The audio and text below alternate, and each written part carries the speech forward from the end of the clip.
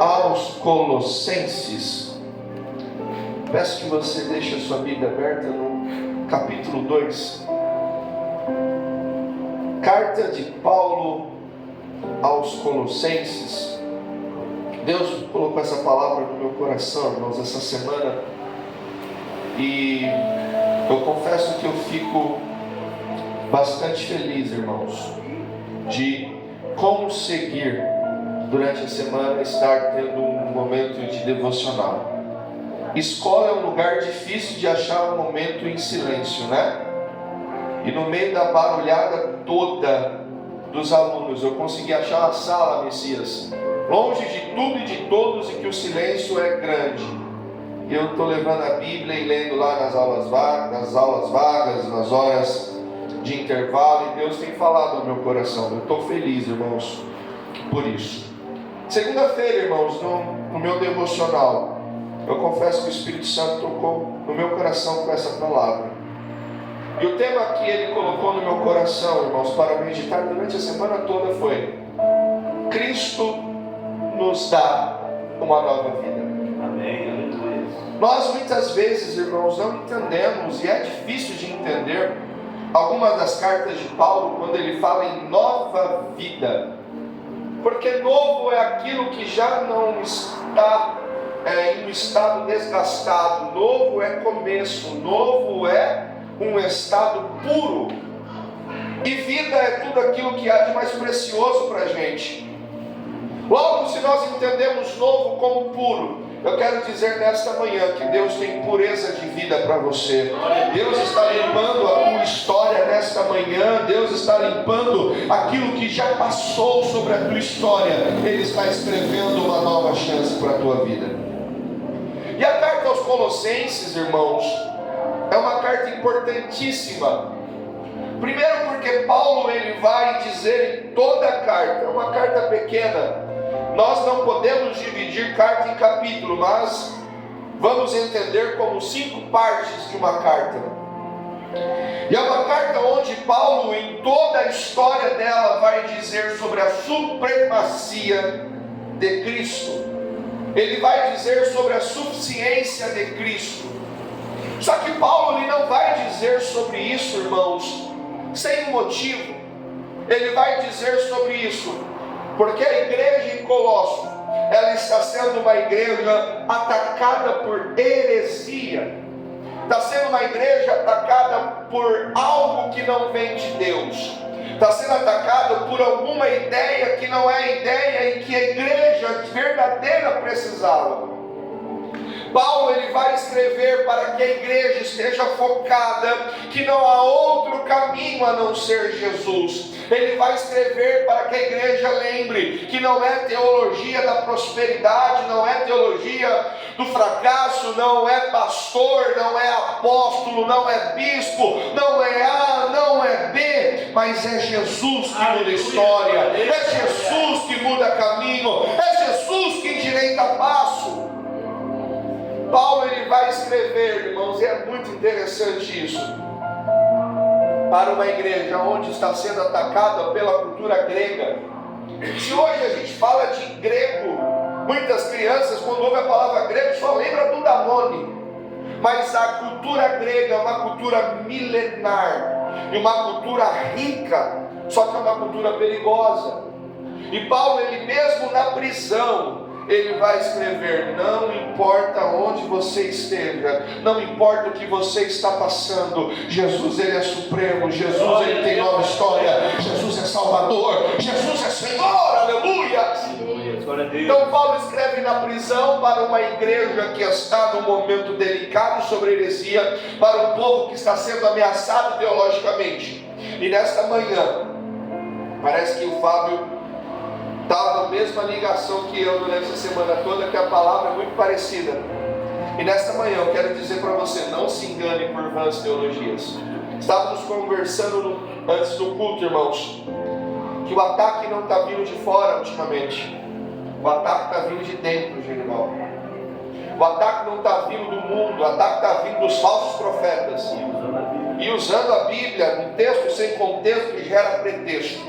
Mas eu quero nessa manhã dizer para você Deus tem novidade para Glória a a tua Deus, eu vida. creio. A palavra do Senhor, ela não se renova a cada manhã, porque só renova aquilo que é velho, mas ela se faz nova. Ou seja, Deus tem algo novo para você, Deus tem algo novo para a sua história, Deus tem algo novo para a sua vida, e Deus tem novidade para a tua história.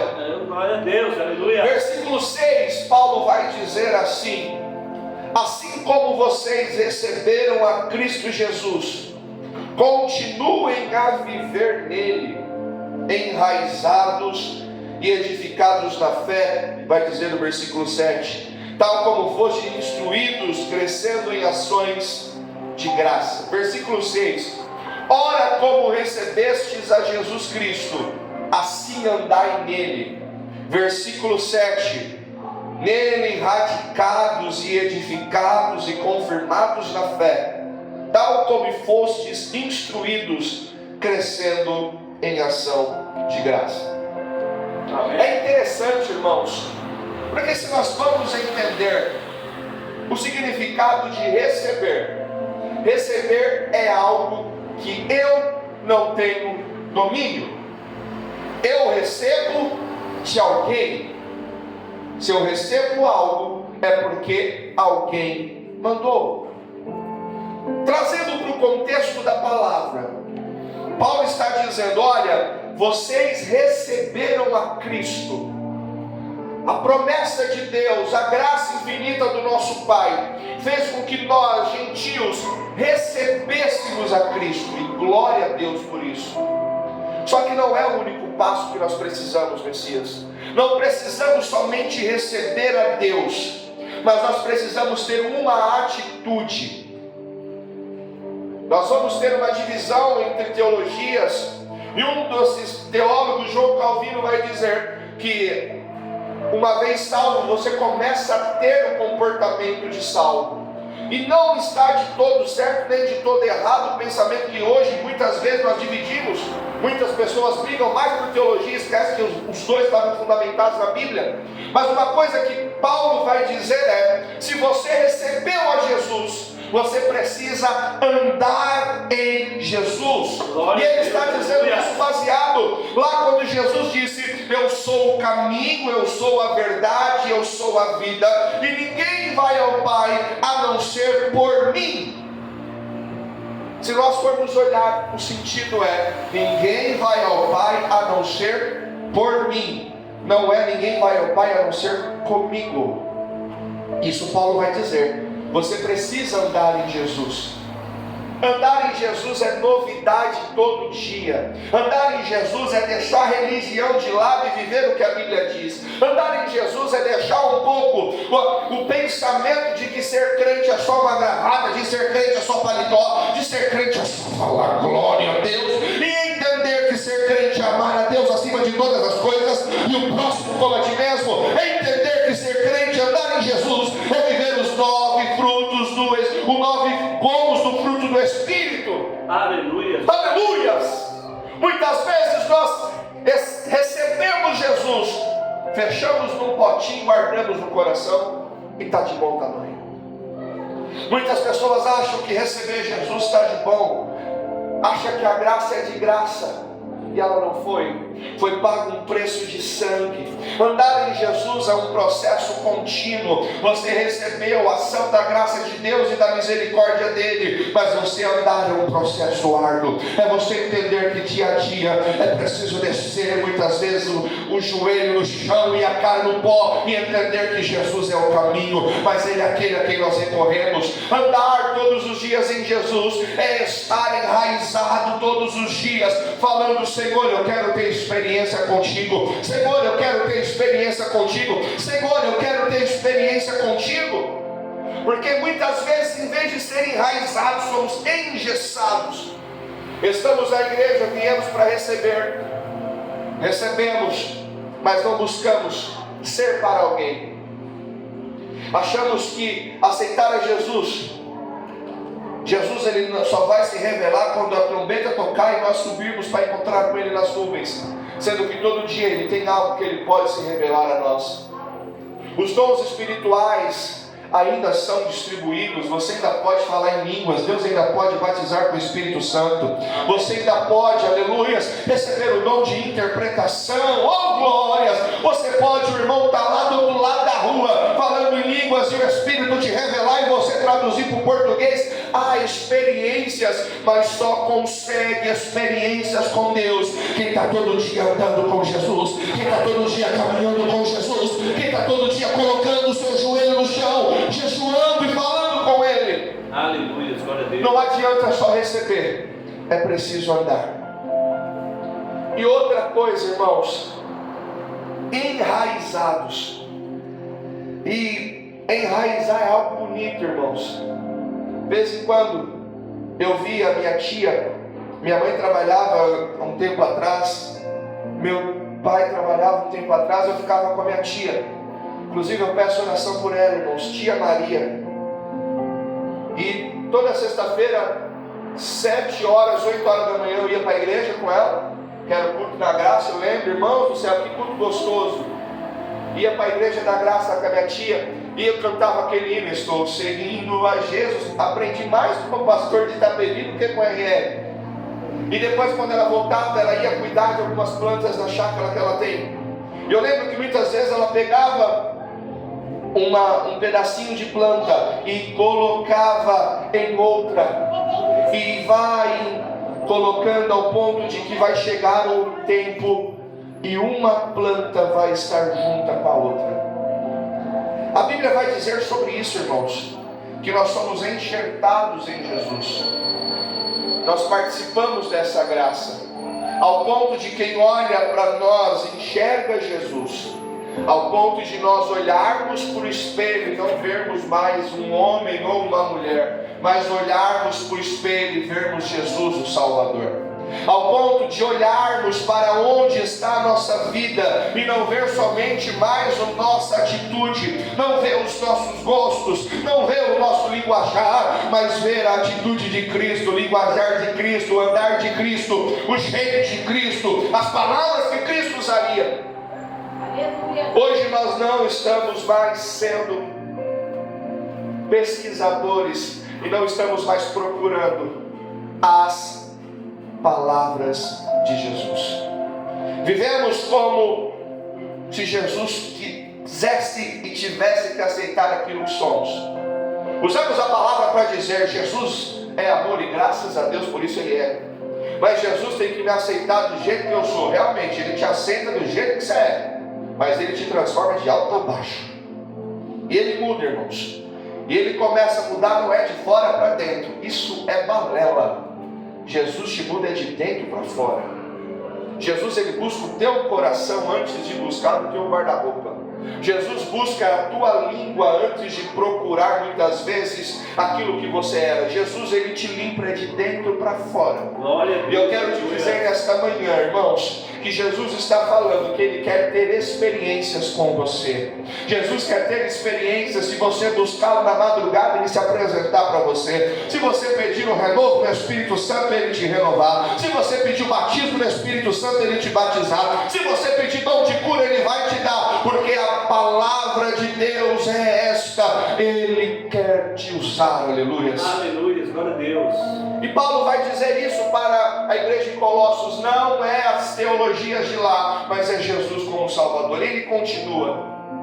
Versículo 8 vai dizer: cuidado, que ninguém vos tenha a enredar com sua filosofia vã, conforme a tradição dos homens e conforme os rudimentos do mundo, e não segundo a Cristo. Irmãos, como professor de filosofia, eu fiquei curioso com isso. Porque Paulo, ele vai viver numa época, irmãos, onde a Grécia vai ter os filósofos assim, ó, no ápice. Paulo vai chegar no momento que ele vai chegar, Fábio, lá na Grécia. Ele vai olhar e vai falar: olha, você tem os deuses aqui, mas tem um Deus chamado Deus desconhecido. É esse Deus que eu quero apresentar para vocês. Glória a Deus, aleluia. Só que ele vai conviver, irmãos, com 4 correntes filosóficas que até hoje nós estudamos, mas que é perigoso. A primeira corrente filosófica que Paulo vai lutar muitas vezes contra, e ele vai ensinar um pouco diferente, bem diferente, é o chamado estoicismo. Estoicismo, ele vai dizer que você, quando você domina as suas emoções, você é autossuficiente. O estoicismo vai dizer que você encontra a salvação em você mesmo. Isso nós estudamos até hoje, muitas vezes em psicologia, que vai dizer que se você domina a sua mente, logo você é senhor de si mesmo. Outra corrente filosófica que nós vamos ter é o epicurismo. Vai dizer que você pode ter todos os prazeres da carne, contanto que você seja moderado. Tem até uma marca de uma bebida aí que fala: beba com moderação, porque os prazeres da carne, contanto que sejam moderados, você pode viver.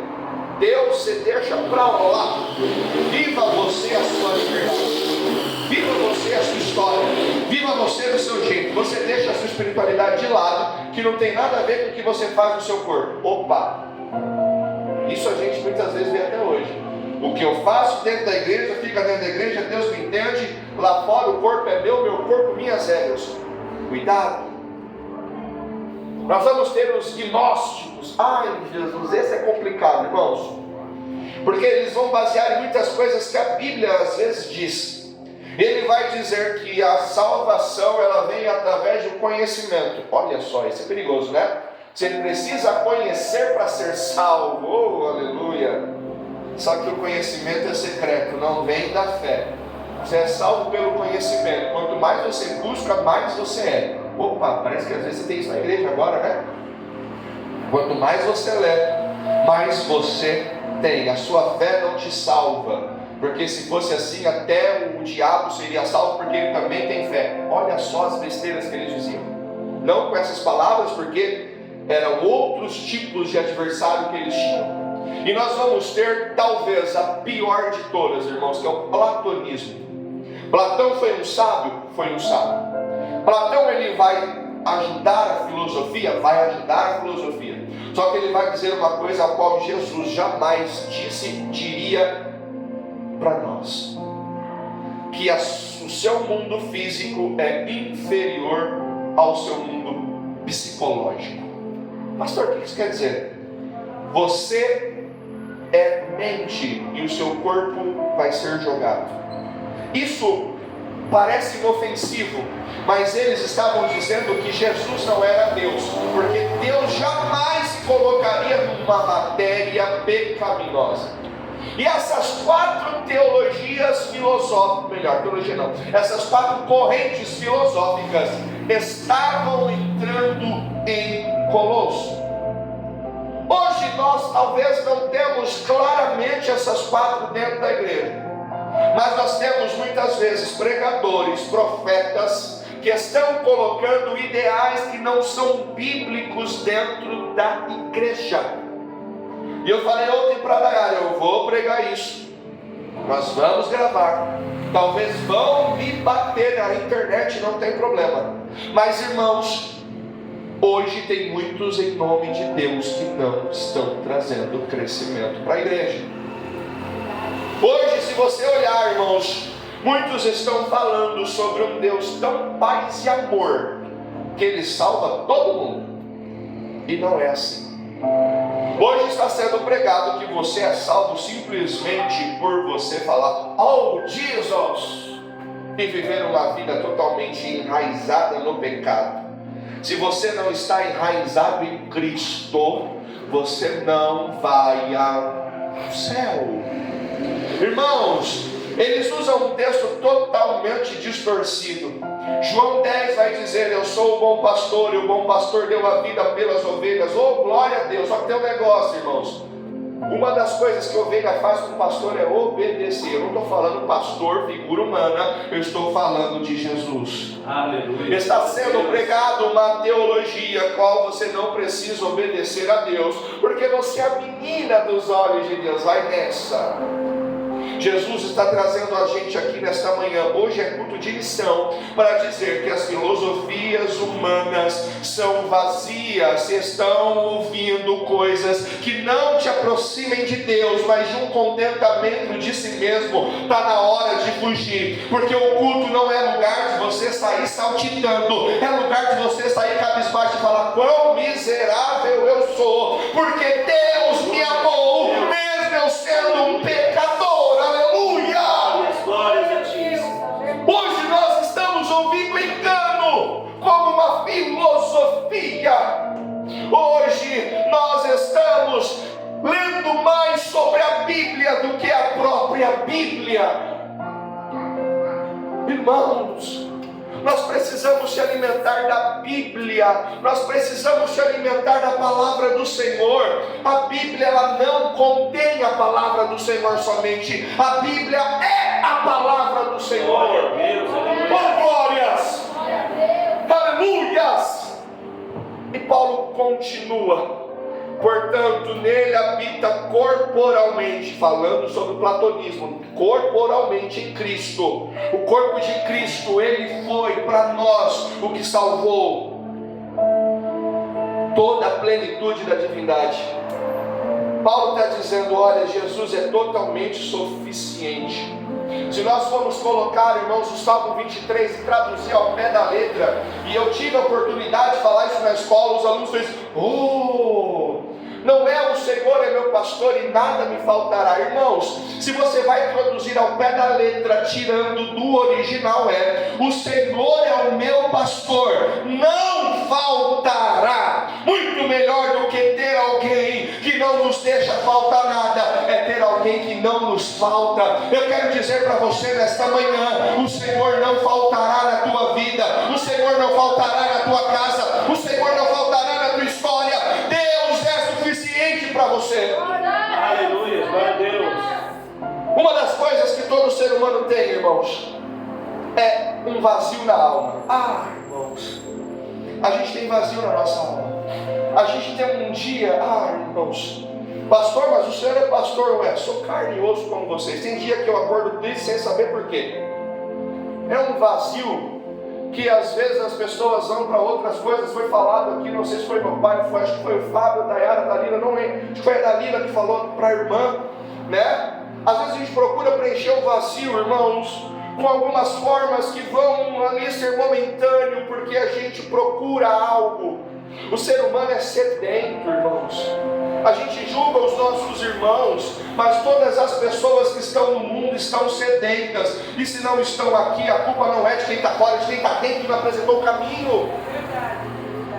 Irmãos, o Espírito Santo, eu estava aqui no culto hoje e ele estava falando comigo. Uma das coisas que ele falou no meu coração é: como ouvirão se não há quem pregue?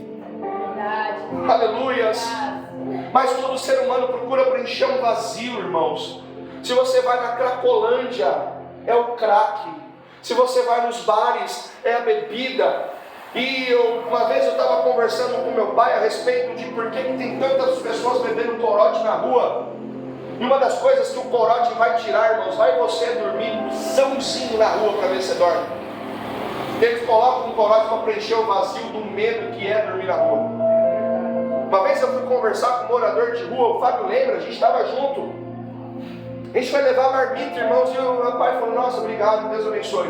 A hora que ele abriu a boca, eu falei: ele vai pedir dinheiro, não, ele pediu uma Bíblia. Aí minha cara foi no chão. As pessoas estão sedentas. Mas eu quero dizer para você, se você tem um vazio na sua alma, é só Jesus que tira. Glória a Deus. E Jesus, ele é disponível a todos, irmãos, porque Deus amou o mundo de tal maneira que deu o seu Filho unigênito para que todo aquele que nele crê não pereça, mas tenha a vida eterna. Aleluia, glória a Deus. Jesus é para todos. Jesus não é para a Assembleia de Deus somente. Jesus não é somente para a graça. Jesus não é somente para a congregação cristã. Jesus não é somente para a igreja católica, não. Jesus é para todo aquele que nele crê. A gente confunde muitas vezes isso, irmãos. A gente quer pegar Jesus só para nós, guardar no potinho, colocar no bolso e falar: é meu, hein? Eu não tenho irmão. Mas eu acho engraçado que os irmãos da Dayara, eles estão conversando entre eles ali. Eles falam: é minha mãe. Eu falo: mas a mesma mãe, a mãe de todos. A minha mãe está te chamando. A minha mãe quer falar com você. Mas não é mais fácil falar, nossa. Às vezes a gente tem isso para Deus, né? É o meu Deus, eu fui perdoado. É esquece que eu fui pecador. Você vai para o inferno. Pregue Jesus, irmãos. A gente não é juiz, não, irmãos. Está todo mundo no mesmo ali, ó. A diferença é que alguns querem e outros não. Mas pregue para quem quer ouvir. Quem julga, quem faz o trabalhar é Deus. É verdade. A gente tem que olhar somente para Ele, irmãos. É difícil hoje? Muito. Se a gente vai olhar, se a gente vai nos lugares, irmãos, a gente vai ver que a iniquidade aumentou. Hoje está difícil. Hoje está difícil. Ontem foi reunião de pais e o professor só vai falar com texto de escola. Mas antes foi reunião de pais, irmãos. E uma mãe veio com 50 pedras na mão para atacar em mim. Você deixou minha filha com nota vermelha. Ai, que delícia, irmãos. Ela saiu com 51 pedras para atacar na filha. Porque eu falei, sua filha não estudou. O mundo está invertido. Os adolescentes hoje, irmãos, são mais tristes que nós. Antigamente o adolescente era sinal de alegria. Hoje é tudo. Isso é preocupante. Então eu quero te dizer uma coisa. Fixe o seu olho em Jesus, irmãos. Que derrubou Pedro na água, porque ele afundou, a Bíblia diz que ele foi afundando e Jesus puxou ele. Não foi a onda. Não foi ser fundo. Foi que ele tirou o olho em Jesus. Ele olhou para a dificuldade. Pastor, o senhor está diminuindo a minha dificuldade. Jamais, irmãos. Eu estou aumentando o tamanho do teu Deus na tua vida. Aleluia. Golias era gigante. Davi levou pedra mais, que dá até um estudo depois, porque ele tinha irmãos, eram gigantes também. Davi levou pedra mais, porque se os irmãos de Golias viessem, apanhava também. Eram os gigantes. Só que ele falou, quem é esse circunciso? Ah, Davi estava louco? Não, Davi estava com fé. Eu quero te dizer, aleluia. nesta manhã, fixe seus olhos em Jesus, Aleluia. que é o autor e consumador da nossa fé. Não é pastor que está falando, isso é a Bíblia. Não misture a Cristo com obras místicas humanas. Eu quero dizer para você, onde abundou o pecado, superabundou a graça. Aleluia. Glória a Deus. Glória. O mundo está cheio de pecado, tá, irmãos. Pecado fede, fede.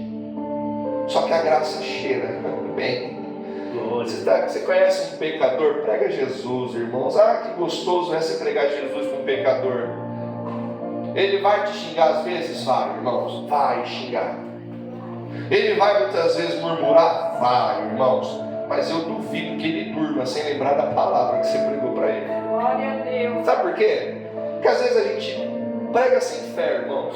A gente esquece que Jesus está lá, o Espírito Santo está lá. Você joga a semente, mas o Espírito Santo vai germinando ali, ó. Aleluia. Conheço pessoas que aceitou Jesus depois. Teve uma mãe que estava sempre pregando com o filho, sempre pregando com o filho, sempre pregando com o filho. E o filho era do pagode, pagodeiro da Lila. E cantava bem, eu acho, porque vamos terminar o testemunho, mas era pagodeiro. A filha, irmãos, quase da minha altura, né, pai? Braba, braba que só ela. Tem cara, esse crente é brabo, imagina quando era do mundo. Mas a mãe orou e pregava, os filhos nada. Na frente do caixão da mãe, antes de enterrar, os dois voltou para Jesus. Glória a Deus, aleluia. Hoje o pagodeiro canta para Jesus. Hoje a braba fica na porta da igreja. Eu acho que se alguém for levar uma, ela só olha assim, que às vezes eu olhava, até baixava o olho, porque ela era braba. Aquilo que você prega, irmãos, não voltará vazio. Glória a Deus. A semente que você lança. Ah, pastor, mas tem caído em terreno. O terreno quem fez é Jesus, irmãos. Manda para Ele, aleluias. Ele mandou você pregar, mandou você convencer, não, irmãos. Faz a sua parte, aleluias. Glória a Deus. Ele termina no versículo 10, no versículo 11. Também nele estáis aperfeiçoados. Ele é o cabeça de todo principado e potestade. Nele também fosse circuncidado, não por intermédio de mãos, mas pela circuncisão de Cristo. Eu quero profetizar hoje nova vida para você. Glória a Deus. Paulo ele vai dizer, olha o pessoal de Colosso, você não precisa ser circuncidado não igual aos judeus, fisicamente. mas você tem uma nova identidade, você tem uma nova maneira de viver, você é uma nova criatura. Você circuncidar é cortar a velha natureza, é cortar o passado, é cortar o pecado. Nós não somos transformados por esforço humano, mas nós somos transformados por Jesus. Quando, no começo da minha vida ministerial, meu pai, ele é hoje minha ovelha, mas ele é meu pai, irmãos. Como pai, eu vou tirar umas dúvidas com ele. Eu falava, Pai do céu, aceitou Jesus, mas não muda. Ele sempre falava, fique em paz, a mudança vem com o tempo. Hoje a gente quer unjar para as pessoas, e às vezes a gente afasta, irmãos. A nova vida quem dá é Jesus. É verdade.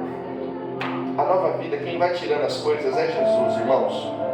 Há pessoas que Deus limpa assim, ó. Há pessoas que pegam nojo de vício, agora não. Há pessoas que pegam nojo de vício, há pessoas que largam tudo, há pessoas que já é batizado no Espírito Santo, quando ergue a mão para aceitar Jesus, Jesus já renova. Mas há pessoas que precisam do cuidado. Eu vou falar um negócio para vocês, não me leva a mal não, irmãos, mas a paciência que muitas vezes nós não estamos tendo como igreja, o mundo está tendo. A paciência que muitas vezes nós como crente não temos, o traficante tem. Paciência você A paciência que muitas vezes nós não temos. Se tem uma coisa, irmãos, que o diabo não é apressado. Ele não é não, irmãos. Ele espera, irmãos.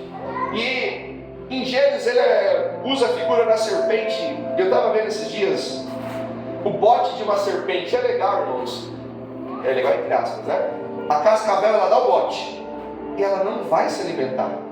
Ela espera a presa morrer. É engraçado isso. Ela deu o bote, ela ficou ali no canto dela. Ela podia dar 300 mordidas. Ela deu uma, ela sabe o que ela fez. Só que a igreja não, a igreja bate. Por que tantas pessoas estão chateadas, irmãos?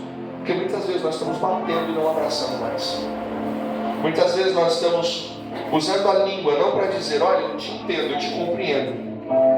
Estamos falando, olha, você tem que mudar, você tem que ser estratégico. Ó, Deus age no padrão. Eu não vejo um padrão de Deus, irmãos.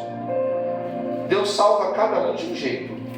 Ele chamou cada discípulo de um jeito. Ele usa o barco de um, ele chama outro. Um é lançado no sorte, Paulo ele deixa cego. Que já está acabando o horário, mas para os irmãos terem noção, Judas se mata.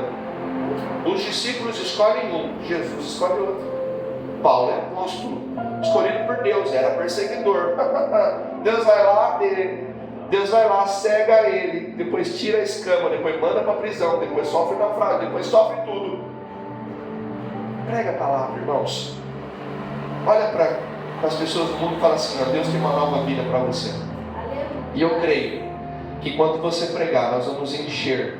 Não estou falando de igreja, não, nós vamos encher o céu. Porque a nossa briga não é para encher a igreja. Nossa briga é para encher o céu. E consequentemente a igreja enche. Que nós possamos superlotar o céu e esvaziar o inferno. Glória a Deus. Você possa lembrar, irmãos, que nós temos uma maratona. Maratona é correr lento sim, mas é não desistir e focar no alvo. Eu não ando nem 2 quilômetros, irmãos. Imagina 42. Imagina São Silvestre. Não vou. São Silvestre faria igual o Michael Carter fez naquela série. Pegaria o táxi e desceria nas... Mas, irmãos, na vida espiritual a gente precisa ser, tá ali, focado. Vai ter alguém que falar, olha só que bobo, tá correndo, e você tá lá andando. Outro vai falar, você não vai chegar não, você tá gordinho, pastor. E ele tá lá, Outro vai chegar, você não vai conseguir, você é um fracassado e você está lá correndo. Outros vão tentar lembrar do teu passado, irmãos. O diabo é sujo, irmãos. Que ele é uma mistura de historiador com acusador. Ele só lembra do teu passado, mas ele esquece que você está caminhando para o céu enquanto ele vai vir. Glória! Aleluia! Você recebe essa palavra em nome de Jesus? Glória a Deus. Talvez não foi o que você queria ouvir, irmão, mas foi o que Jesus preparou para você. Ele tem novidade de vida. Pastor, mas eu já sou crente. Problema seu, ele tem novidade de vida. Não falou que tem nova religião? Ele tem novidade de vida. E Jesus, ele pode ter novidade de vida para a tua história. Eu não sei porque que eu estou falando isso, irmão, mas segunda-feira eu estava lendo e me arrepiando todo. Porque Jesus está falando que Ele tem novidade de vida. E Ele está falando aqui que Ele pode batizar com o Espírito Santo. Eu não sei quem está orando pedindo isso, mas Ele está falando que Ele pode batizar. E você que está morto, Ele pode fazer você ferver se você orar. Glória a Deus, aleluia. Você crê nisso em nome de Jesus? Glória a Deus. Feche os teus olhos, curva a tua cabeça. Senhor, a tua palavra foi pregada. A palavra é tua, não é minha, Senhor. O povo é teu, não é meu, não, Jesus. Senhor, o Senhor pode trazer novidade de vida, como eu creio que o Senhor está trazendo, Pai. Que o teu Espírito Santo, que é maravilhoso, perfeito, Senhor, possa estar falando com os meus irmãos nesta manhã. Senhor, nós entregamos a nossa vida a Ti, Senhor, como sinal, Pai querido, de que nós confiamos, Pai. Senhor, eu te peço, Senhor, que o Senhor continue falando em nossos corações. Não nos deixe, Pai querido, cair, Senhor, e se cairmos, nos levanta, Pai. Porque nós estamos caminhando para o céu, nós estamos caminhando em Ti, que é o caminho, que é a verdade, que é a vida, Senhor. Fica conosco, Pai, é o que eu te peço em nome de Jesus. E em nome de Jesus eu agradeço.